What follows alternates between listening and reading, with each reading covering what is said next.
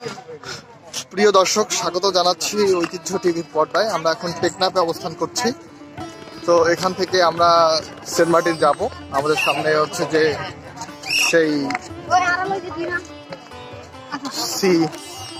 C bus যেটাকে বলা হয়, কিংবা যে জাহাজটি, সেটি সামনে দাঁড়িয়ে আছে।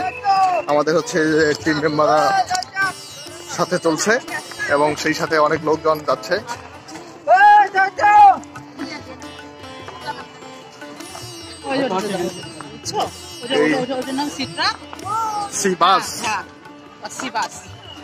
প্রিয় বন্ধুরা, আমরা এখন পৌঁছে গেছি সেই আমাদের জাহাজের কাছে, এমভি বারো আউলিয়া।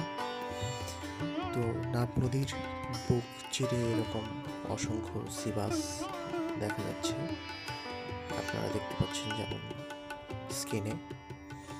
তো এখানকার পরিবেশ অসম্ভব সুন্দর, যেন প্রকৃতির নৈসর্গিক দৃশ্য ধরা পড়েছে এখানে। এরকম অনেকগুলো পাখিগুলোর নাম জানি না, এগুলো কিন্তু ছুটে চলে এরকম শিপের পেছনে পেছনে। শিপ থেকে অনেকেই চিপস, পপকর্ন খাবার দাম, এবং পাখিগুলো স্বাচ্ছন্দ্যে খাবারগুলো গ্রহণ করে। দেখা গেল পাখিগুলো এই খাবারের লোভে লোভে এই শিপের পেছন পেছন চলে আসে। দীর্ঘ সময়ের একটা জার্নি ছিল এটা, এবং এই জার্নিটা বেশ উপভোগ্য।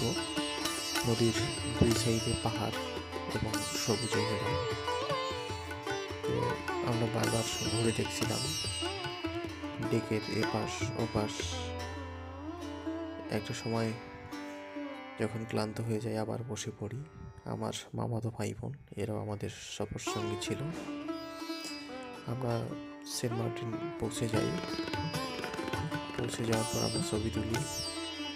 এই দেখুন, এখানে আমি স্লো মোশনে হেঁটে যাওয়ার পোজ দিচ্ছিলাম এবং আমার মামাতো ভাইকে বলছিলাম ভিডিও করার জন্য। আসলে সেন্ট মার্টিনের যে সমুদ্র সৈকত, এটা উপভোগ করার পর আর কক্সবাজারের সমুদ্র সৈকতকে সেরকম ভালো লাগে না। অবশ্যই আপনারা কক্সবাজার দেখার পর সেন্ট মার্টিন ঘুরে আসবেন। এটা সেই দারুচিনি দ্বীপ।